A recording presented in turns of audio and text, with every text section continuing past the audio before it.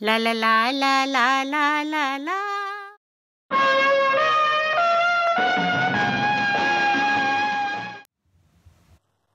आज मैं आपको जो कहानी सुनाने जा रही हूं वो पीजी वुडहाउस की लिखी हुई व्हेन पापा स्वोर इन हिंदुस्तानी है।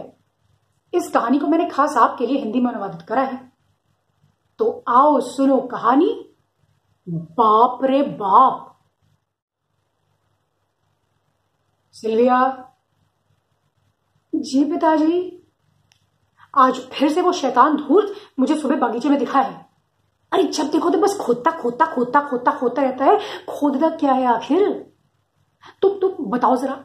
मैं सुबह सो के उठा ही था, बिस्तर पर बैठ के मैंने अंगड़ाई ली ही थी कि क्या देखता हूं कि भाई खिड़की के बाहर बागीचे में ये धूर्त जो है तुम्हारा सत्यानाशी कुत्ता लगा हुआ है। फिर से क्यारी में घुसकर क्यारी खोदने में मेरे सारे फूल पौधे नष्ट कर दिए इसने। मैं तुम्हें बता रहा हूं, इसको समझा लो, अब भी मौका है तुम्हारे पास।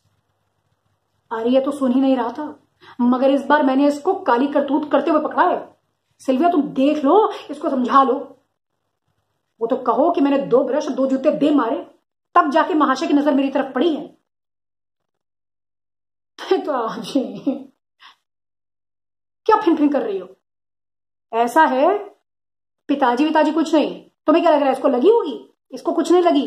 अरे मैं तो कहता हूं लगता तो अच्छा होता, जूता तो अफसोसन बगल की क्यारी में जाके गिरा। अरे 2 ब्रश लगे, उससे तो उसका ध्यान मेरी तरफ बटा।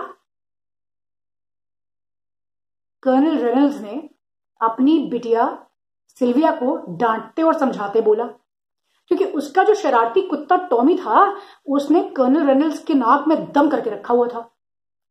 और जो हमारे शैतान कुत्ते साहब जो टॉमी थे वो चुपचाप दराज के नीचे घुसे चले जा रहे थे, पीछे पीछे हुए चले जा रहे थे और कूं कूं कूं कूं कर रहे थे। सिल्विया का उनको देख के दिल पसीजा, तो बोली, अरे टॉमी बेचारे तुम्हें चोट लग गई होगी। चोट लग गई होगी? अभी तो नहीं लगी, जैसा कि मैंने बोला कि इसको केवल ब्रश लगा। मगर समझा लो, अगर ये मुझे अगली बार उन क्यारियों में हड्डियां खोदते हुए दिखा और मुझे दिखा कि ये पेड़ पौधे नष्ट कर रहा है, तो ये जो कुत्ता है ना, ये भी हड्डियों का ढेर बन जाएगा और वही क्यारी में दबा पड़ा मिलेगा, समझी? कर्नल रेनल्ड्स ने गुस्से से बोला और उसके बाद अपनी तश्तरी पर रखा हुआ एक टोस्ट का टुकड़ा उठाया और कर करके एक बड़ा सा रस्सा ले लिया और फिर अखबार की ओर रुख कर लिया। सिल्विया को काटो तो खून नहीं। उसको लगा कि अगर पिताजी सचमुच में टॉमी को गोली से मार देंगे तो फिर क्या होगा। अब ये जो टॉमी है, इसकी कहानी कुछ यूं है कि जो सिल्विया के पूर्व प्रेमी थे रेगी, तो उन्होंने इनको तोहफे में दिया था। अब रेगी तो उनकी जिंदगी में रहे नहीं, मगर ये कुत्ता टॉमी पीछे छोड़ गया। तो अब सिल्विया की जान अटकी थी टॉमी में और टॉमी ने कर रखा था नाक में दम कर्नल रेनल्ड्स के। अच्छा, अब इसके पीछे भी एक कहानी है कि भाई आखिर क्यों सिल्विया और रेगी की जो दोस्ती थी, जो प्यार था, वो टूट गया, वो अधूरा ही रह गया। तो भाई हुआ यूं कि एक दिन जब रेगी जो है वो कर्नल रेनल्ड्स के घर पहुंचे सिल्विया से मिलने, तो रोज की तरह उन्होंने वहां पे नाश्ता करा और उसके बाद पहली बार जो कर्नल रेनल्ड्स थे उन्होंने रेगी के सामने एक प्रस्ताव रखा। उन्होंने पूछा, रेगी क्या तुम मेरे साथ आज शिकार पे चलोगे? रेगी तो बड़ा खुश, उसको लगा कर्नल ने उसके सामने प्रस्ताव रखा है, यानी कि कर्नल अब सिल्विया और रेगी की शादी पर अपनी रजामंदी दे देंगे। फिर क्या था, रेगी ने फौरन हामी भर दी। अब रेगी और कर्नल जो हैं, कर्नल रेनल्ड्स, वो दोनों गए शिकार पर। शिकार था चिड़िए का, मगर उस दिन कुछ ऐसा हुआ कि विधि का विधान कहिए या शैतान का काम, या जो भी कहना है कह लीजिए, भाई उस दिन रेगी का तो निशाना एक बार भी नहीं चूका। नतीजन उसका जो झोला था उसमें चिड़िया भरती चली गई, तो झुआ भर चिड़िया लेकर लौटा घर। और उधर ही दूसरे हाथ थे कर्नल रेनल्ड्स, जो कि एक तुर्रम खां, एक उच्च कोटि के निशानची थे, मगर उस मनहूस दिन उनका एक भी निशाना ठीक से नहीं लगा। और बाद में जाकर बिल्कुल शाम होने को जब भाई तब निशाना लगा भी, तो कुछ 3-4 चिड़िया ही हाथ में आई, और बाकी सारा दिन तो निशाना वो इधर साधे तो ऊपर नीचे दाएं बाएं सब जगह लगा, मगर कमबख्त चिड़िया पर लगा ही नहीं। तो कर्नल जो रेनल्ड्स थे और रेगी चुपचाप रास्ते भर एक दूसरे से बात बिना करे हुए घर पहुंचते हैं कर्नल रेनल्ड्स के। और घर पहुंचते ही जो कर्नल रेनल्ड्स थे, उनका अपने गुस्से पर जो है वो आपा खो चुके थे और एकदम से झल्लाते हुए वो चिल्लाने लगे। पहले तो उन्होंने 30-60 मिनट अंग्रेजी में गाली दी, उसके बाद शुद्ध हिंदुस्तानी में उन्होंने सबके कान शुद्ध करे, उसके बाद एक बार फिर हिंदुस्तानी, फिर उसके बाद अंग्रेजी, फिर हिंदुस्तानी, लगातार वो गालियां देते रहे और अंत में गुस्सा आकर उन्होंने रेगी से बोला कि ठीक है, अब तुम जाओ। उस रात खाने की मेज पर जब तक कर्नल रेनल्ड्स का गुस्सा शांत हो चुका था, वो खाने की मेज पर जब पहुंचे बैठे, सिल्विया को उन्होंने बिल्कुल शांत ठंडे स्वर में बोला, संबोधित करते हुए कि सिल्विया, मैंने फैसला कर लिया है कि तुम और रेगी एक दूसरे के लिए ठीक नहीं हो। इसलिए मेरे कहने का मतलब यह है कि तुम्हारी और रेगी की शादी मुझे मंजूर नहीं है। एक वो दिन था और एक आज का दिन है।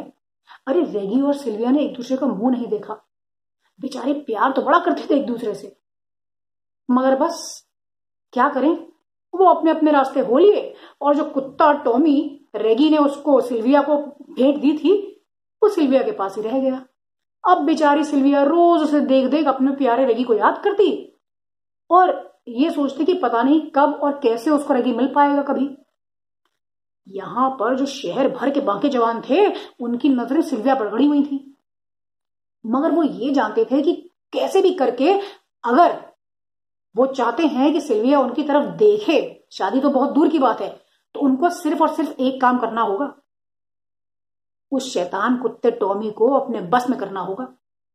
तो भैया फिर हुआ कुछ इस तरह कि हर एक दिन जो बेचारे टॉमी जी जो हैं वो किसी आफत में पड़ जाते थे और नतीजन घर से गोल गायब हो जाते थे। बड़ा हो हल्ला होता था, भैया टॉमी कहाँ गया, टॉमी कहाँ गया। फिर एक आध घंटे बाद उस शहर का कोई ना कोई बांका जवान टॉमी को गोदी में लिए पुचकारते हुए घर पहुंच जाता था और सिल्विया उसका लाख लाख धन्यवाद करती थी। मगर इन सब के बावजूद सिल्विया के घर में के दिल में कोई भी घर नहीं कर पाया। अच्छा, एक दिन हुआ यूं कि भाई कर्नल रेनल्ड्स फिर से शिकार में गए और शिकार में उन्होंने पूरी तरह से शिकस्त खाई।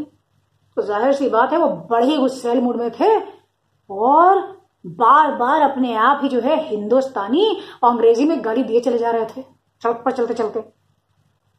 तभी वो घर पहुंचे सूरज ढलते हुए। वो घर के अंदर घुसे ही थे कि जो सबसे पहला दृश्य उनकी आंखों में पड़ा वो ये था कि भाई सामने बागीचे में उसकी एक बड़ी सी क्यारी में एक छोटी सी पौन फुटिया आकृति लगी हुई है, औंधे मुंह झुकी हुई और खोदे चले जा रही है क्यारी को। कर्नल रेनल्ड्स के गुस्से का कोई ठिकाना नहीं था। उन्होंने आओ दिखाना ताओ, उन्होंने तुरंत अपनी दुनाली तानी और दाएं से गोली दाग दी। अब यहां गोली दगी, वहां सिल्विया दौड़ते दौड़ते बाहर आई और इधर बेचारे टॉमी ने प्राण त्याग दिए। उसके बाद बड़ा रोना धोना हुआ कुछ दिन तो, और फिर अंततः ये बात सामने और शहर भर में पूरा आ गई, फैल गई कि भाई सिल्विया का कुत्ता टॉमी तो अब रहा नहीं। अब क्योंकि रसोइये ने ये बात कोचवान ने डाकिये को कह सुनाई थी, इसलिए ज्यादा देर नहीं लगी, पूरे शहर के जो बाकी जवान थे शहर भर के, उनके कानों में ये बात पड़ने थे। अब जैसे ही उनके कानों में ये बात पड़ी तो वो सोचने लगी कि भाई किस तरह सिल्विया को पटाया जाए और सिल्विया को एक प्यारा से कोई तोहफा दिया जाए, कुत्ता या कुछ और जो भी है। अब इसके चलते एक दिन हुआ यूं कि जब सुबह नाश्ते की मेज में जो है सिल्विया और कर्नल रेनल्ड्स बैठ के नाश्ता कर रहे थे, तो उनका नौकर आया और उसने बोला कि साहब आपके लिए कुछ खत हैं 4-5। कर्नल रेनल्ड्स ने अपने खत हाथ में ली और बोला बस आज इतनी सी ही डाक। तो बोला कि नहीं साहब कुछ और भी तोहफे हैं। तो कर्नल ने बोला तोहफे? हाँ साहब, कुछ भूरे लिफाफे से हैं, कुछ पार्सल हैं, तोहफे समझ नहीं आता। तो कर्नल ने बोला भैया मुंह क्या ताक रहे हो, अरे लेते आओ ना। तो वो आदमी बोला पर साहब ऐसे कैसे लाऊं, वो 1-2 तो नहीं 19 पार्सल हैं, 19 पार्सल। कर्नल थोड़ा चौंके, सिल्विया के कान खड़े हुए। 19 पार्सल? हाँ साहब, कोचवान तो ये भी बोल रहा है कि उसमें ना कुछ चलने फिरने वाली चीजें हैं, कुछ कोई कुछ कुछ जीव जंतु या कोई प्राणी है। कर्नल ने जैसे यही सुना वो फौरन उठे और आगे आगे कर्नल, पीछे पीछे सिल्विया और उसके पीछे पीछे कोचवान जो है वो सब चल दिए अस्तबल की ओर। अस्तबल में पहुंचे, वहां एक बड़े से मेज पर 19 भूरे लिफाफे रखे हुए थे, जिसमें कि अंदर जो भी जीव था वो किल बिल कर रहा था और वो लिफाफे इधर से उधर हिल रहे थे। अब हिलते डुलते लिफाफों को देखकर कर्नल ने बोला, क्या ये वही है जो तुम सोच रहे हो कि ये है? सिल्विया की खुशी का ठिकाना न रहा। उसने बोला, पिताजी ये तो मुझे। सिल्विया बोली रही थी कि अचानक एक भूरे लिफाफे से कू कू वो की आवाज आई। उस आवाज को सुनते ही बाकी जो 18 लिफाफे थे उनके अंदर से भी यही आवाजें आने लगी। कर्नल को बहुत गुस्सा आया। कहां वो एक से निपट पाए थे, यहां 18 की जगह 19, मतलब कि 19 कुत्ते और आ गए। हे भगवान! अब इधर सिल्विया का दिल बल्लियों उछलने लगा। उसने बोला, अरे पिताजी, मैं इनको रिहा कर देती हूँ, इनको आजाद कर देती हूँ, इन भूरे लिफाफों में इनका दम घुटता होगा। अरे देखो, मैं अभी लाती हूँ, पानी लाती हूँ। वो 19 छोटे छोटे मर्तबानों में पानी लाई और सारे लिफाफे एक एक करके खोले और देखते ही देखते उस अस्तबल में कर्नल के चारों ओर कुत्ते ही कुत्ते किलबिला रहे थे। कहीं कोई पानी पी रहा है मर्तबानों में से, कोई इधर उधर उछल कूद कर रहा है, कोई इधर लौट रहा है, कोई उधर खड़ा हो रहा है, कोई कर्नल की पैंट खींच रहा है। कर्नल रेनॉल्ड्स तंग आ चुके थे। नहीं तो पहले तो आप ये बताइए कि ये कहां से आए हैं? कैसे पता लगेगा कि इन 19 कुत्ते कहां से आ गए हैं? लटान को जैसे भी आए हैं। कर्नल धीरे धीरे आपा खो रहे थे। तभी सिल्विया की आंख पड़ी पहले पार्सल के नीचे चिपके हुए विजिटिंग कार्ड पर।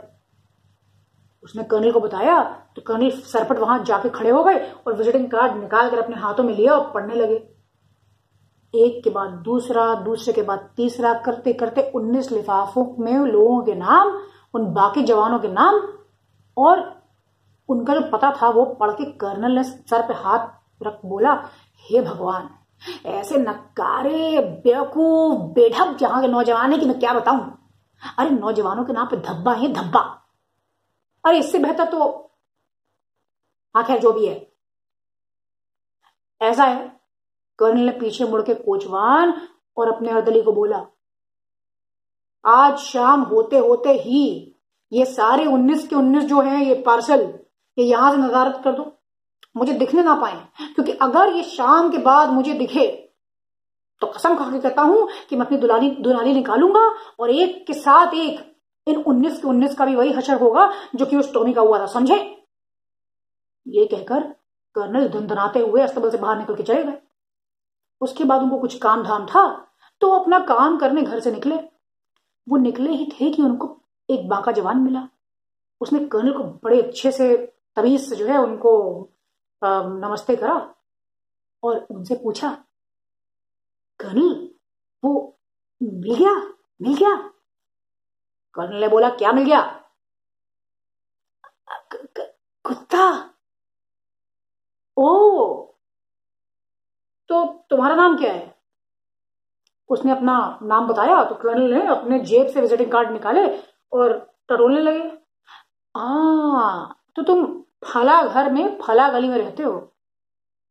जी। तो वो सिल्विया को कुत्ता कैसा लगा? कर्नल ने उसको बोला, ऐसा है। यप, भागो यहां से, भागो। अरे ऐसा है कि एक कुत्ता नहीं है, तुम्हारे जैसे गधे यहाँ पे शहर में 19 मौजूद हैं। तो तुम्हारे सिवाय और भी 18 लोग हैं जिन्होंने ठीक उसी पूरे लिफाफे में ठीक वैसा ही कुत्ता टॉमी के जैसा दिखता हुआ हमारे घर में सिल्विया के लिए पहुंचा दिया है। अब ऐसा है, तुम तो महाशय करो मेरा एक काम, जाओ और अपने जो बाकी 18 बेवकूफ जैसे लोग हैं उनको ढूंढ ढांड के उनको बोलो कि सूरज ढलने से पहले पहले मेरे घर से उन 18 कुत्तों को ले जाएं, नहीं तो जो अंजाम है वो बहुत बुरा होगा। ये नौजवान हक्का बक्का रह गया। इसने बोला, कर्नल आप देखिए गुस्सा मत होइए, वो थोड़ा जब बुढ़ापा हो जाता है इंसान को तो थोड़ा बूढ़ा होगा तेरा बाप। कर्नल ने नौजवान को बोला तो नौजवान झेप गया। उसके बाद बोले, ऐसा है, मेरी बात आपने कान खोल के सुन ली है ना? सुन लेते रहिए। निकलो यहां से। पता नहीं कहां कहां से चले आते हैं, कुत्ता लेंगे। अरे दिमाग है क्या इनका? कि दिमाग की जगह गोबर भरा हुआ है। ये कहकर कर्नल अपने काम से निकल गए। उसके बाद अपना काम धाम करके जब वो लौटे तो शाम हो चली थी। कुत्तों का पता नहीं, क्या पता वो सब कुत्ते कहीं निपटा दिए गए हों, मतलब उनके अते पते पे वापस भेज दिए गए हों। मगर हुआ कुछ यूं कि उस शाम चाय पीते वक्त कर्नल ने सिल्विया से पूछा, सिल्विया, ये जितने भी विजिटिंग कार्ड थे इसमें कई लोगों का नाम था मगर रेगी का नाम नहीं था। सिल्विया ने सुना और चुपचाप आंख नीचे करके चाय पीती रही। उसके बाद कर्नल ने बोला, मैं सोच रहा हूं सिल्विया कि शहर के जो तमाम बाकी जवान हैं वो तो गधे हैं, गधे। अरे कितने ऐसे बेढब लोग हैं कि मैं क्या बताऊं। अब देखो, उनमें से किसी के साथ तो मैं तुम्हारी शादी कर नहीं सकता, तो मैं तो कहता हूं कि रेगी के साथ शादी कर लो। करोगी? सिल्विया का यह सुनना था, वो तो मुस्कुरा पड़ी, सर हिला दिया उसने। कर्नल भी उसको देखकर मुस्कुराया और उन्होंने बोला कि ठीक है, अगर ऐसी बात है तो फिर मैं अभी रेगी को एक खत लिख देता हूं और उसको कल सुबह नाश्ते में बुला देता हूं। तो कर्नल ने निकाली अपनी कागज, उस पर खत लिखा जिसपे उन्होंने ये शब्द लिखे, रेगी, मेरी समझ से इस शहर में सभी बाकी जवानों में, नौजवानों में तुम ही सिल्विया के लिए सबसे समझदार और ठीक इंसान हो, इसलिए मैं चाहता हूं कि तुम उसके साथ शादी कर लो। और अगर तुम्हें मंजूर है तो कल सुबह हमारे साथ हमारे घर में नाश्ता करने आ जाओ, बाकी की बात तब तय कर लेंगे। Colonel Reynolds. और जिस चिट्ठी का जो जवाब है वो बस उसके रेगी के पास पहुंचते ही वापस आ गया उनके अर्दली के द्वारा, जिसपे रेगी ने लिखा था, जी और जी कर्नल। और फिर एक बार इस पत्राचार के चलते ही के होते ही जो रेगी और सिल्विया की जो गाड़ी थी और जो जिंदगी थी उनकी, वो दोबारा पटरी पर आई और फिर एक मधुर गति से सुर साम्य स्थापित करते हुए चलने लगी।